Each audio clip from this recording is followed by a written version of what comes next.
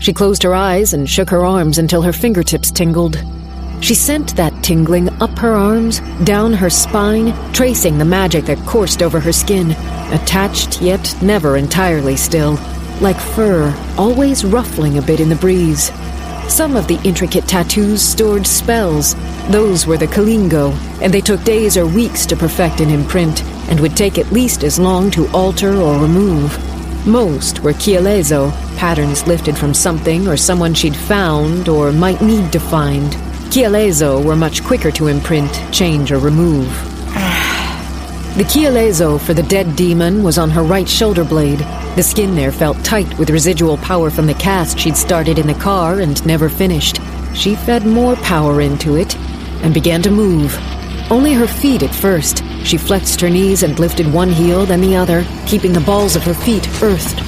Slowly, then faster, the heels thumped out a rhythm as old as Africa, letting it build, catching her power up into it and lifting the essence of the Kielezo from her shoulder to thrum in the air all around her. Her arms began to lift too, hip high, waist, chest. She breathed the pattern in. When her arms were over her head, with her heels still pounding the earth, she searched and found. Not an exact match, but the click of connection was unmistakable. She felt it in her stomach, her palms, the lifting of all the tiny hairs on her arms. Her eyes opened. She was facing the house. Shit!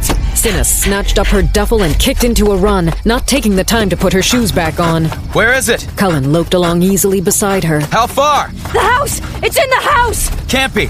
Even if I didn't smell it when we were inside, Victor or his guards would have. Behind the house, maybe? No, it's on the second floor! That's what made her so sure it was in the house. It was that way, and the right distance, and well above ground level.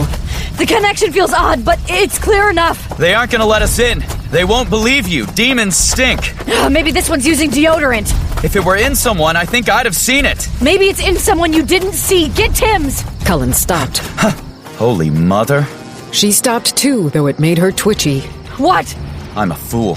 We Lupi can't be possessed, but there are humans in that house. Oh, God.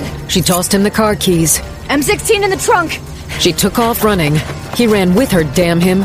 Go get a weapon! And shoot who? It's in a woman! The car door slammed.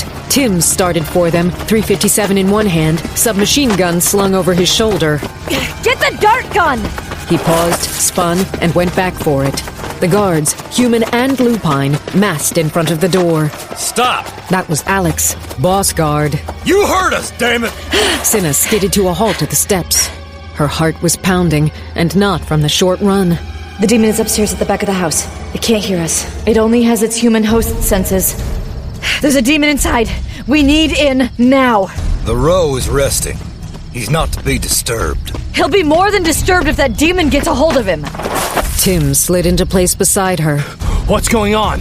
She answered without taking her eyes off the guards. The demon has possessed one of the women. That's why the Lupi didn't sniff it out.